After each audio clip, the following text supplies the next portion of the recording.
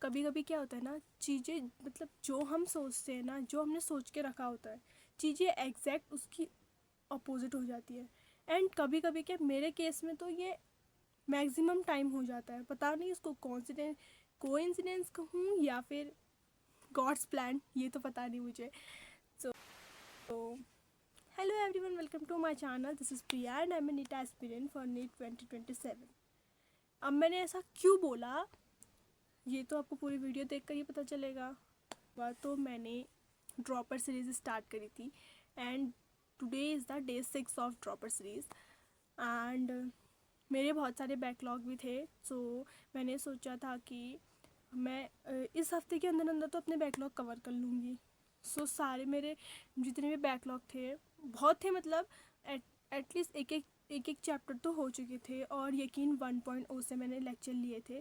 और मतलब मैं बता दूँ तो मैंने कोई बैच नहीं लिया था, बस मैं टेलीग्राम से रिकॉर्डेड लेक्चर देखती थी, उन्हीं के DPPs आ जाती थी और उन्हीं के नोट्स भी बना लेती थी।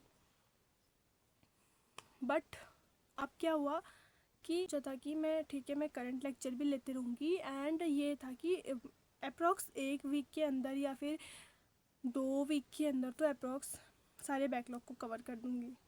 बट शायद मतलब जितना हुआ था मैंने सोचा कंप्लीट हो जाएगा, कोई कंप्लीट नहीं है। बिकॉज कुछ दिनों से मेरी कंसिस्टेंसी बहुत गिर गई है। नहीं तो मैंने सोचा था कि मैं मिनी व्लॉग भी डालूँगी, बट हुआ क्या, मिनी व्लॉग भी नहीं डाल पाई। और क्योंकि मेरी कंसिस्टेंसी पढ़ाई में ही नहीं बन पा रही है। कोई मुझे ये तो बता दो कि कंसिस्टेंसी का फॉर्मूला भी होता होगा कुछ। 3 दिन से चाहे कोई भी प्रॉब्लम आ जाती है, कंसिस्टेंसी ब्रेक हो जाती है ऐसे ही। कुछ दिनों से ऐसे ही चल रहा था, मेरी कंसिस्टेंसी पूरी ब्रेक हो चुकी थी। और ये सब ड्रॉपर्स को ये बात पता होगी कि ड्रॉपर लाइफ में कंसिस्टेंसी मेंटेन करना बहुत टफ होता है। बिकॉज वहाँ मेंटली प्रेशर बहुत ज़्यादा होता है। सो दैट्स द रीज़न शायद कंसिस्टेंसी लो हो गई हो, या कोई और प्रॉब्लम भी थी मेरी तो इसलिए मेरी लो हो गई कंसिस्टेंसी। एंड ये था कि अभी तक मैंने फ़िलहाल मैंने कोई भी बैच तो नहीं लिया था। मैंने सोचा था कि मैं यकीन 2.0 का बैच लूँगी, और अभी तो वो डिले हो चुका है बिकॉज ऑफ री नीट। तो इसलिए मैंने सोचा कि अभी मेरे पास जितना टाइम बचा है, मैं यकीन 1.0 के लेक्चर ले लेती हूँ एंड उसके नोट्स बना लेती हूँ। एंड कि ब्लॉग में आगे बढ़ते हैं, मैं तुम्हें दिखाती हूँ कि मैंने अभी तक क्या क्या लेक्चर लिए हैं और कितने लेक्चर ले लिए हैं, कितने मेरे पेंडिंग पड़े हैं। ये सारे बैकलॉग है, जिसमें एक चैप्टर बॉटनी का और एक चैप्टर फिज़िकल केमिस्ट्री का और एक चैप्टर फिज़िक्स का और एक चैप्टर जूलॉजी का है। और जो बॉटनी वाला जो सेल वाला चैप्टर है उसमें मैंने अभी 2 से 3 लेक्चर और लेने हैं। और जो फिज़िकल केमिस्ट्री है उसमें भी मतलब मैंने अभी लिए ही सिर्फ 3 या 4 लेक्चर लिए मैंने इसके। और फ़िज़िक्स है जो, उसमें भी मैंने 2 या 3 लेक्चर लिए हैं फ़िज़िक्स में भी, मैथमेटिकल टूल्स के। और जूलॉजी में भी मैंने एक ही लेक्चर लिया है अभी।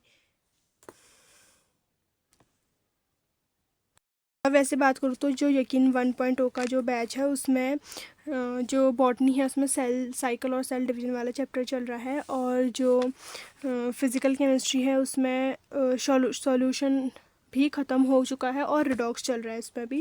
फिज़िक्स में भी मैथमेटिकल टूल्स ख़त्म होने के बाद उसमें चल रहा है वेक्टर। और जूलॉजी में अभी एनिमल किंगडम ही चल रहा है। अब मुझे भी अपने कंसिस्टेंसी को और बढ़ाना है। बिकॉज मैंने सोचा था मैं बैकलॉग कवर कर लूँगी, बट ये और भी बढ़ चुके हैं मेरे, बिकॉज लैकनेस ऑफ कंसिस्टेंसी। 2-3 दिन से मेरी कंसिस्टेंसी बहुत ज़्यादा डाउन हो रही है। तो अब मैं बढ़ाऊँगी इसको, because today is the day 6 of dropper series. तो ये थी मेरी आज की टू डू लिस्ट, जिसमें 2 लेक्चर बॉटनी के और 1 लेक्चर जूलॉजी के था और उन्हीं के नोट्स बनाने थे। मैथमेटिकल टूल्स के मैंने 2 लेक्चर लिए हैं तो उसी के DPPs भी सॉल्व करनी थी।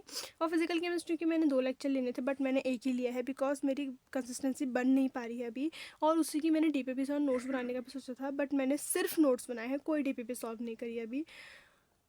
इवन मैंने टू डू लिस्ट बनाई थी कि मतलब मैंने सोचा था मैं 1 लेक्चर GOC का भी लूँगी पंकज सर से, बट मैंने नहीं लिया because लैकनेस of consistency. So complete करने के बाद मैं जाती हूँ अपने आगे के टास्क को कंप्लीट करने। तुम भी जाओ पढ़ने। एंड प्लीज़ वीडियो को लाइक कर देना और चैनल को सब्सक्राइब कर देना। Thank you. बाय।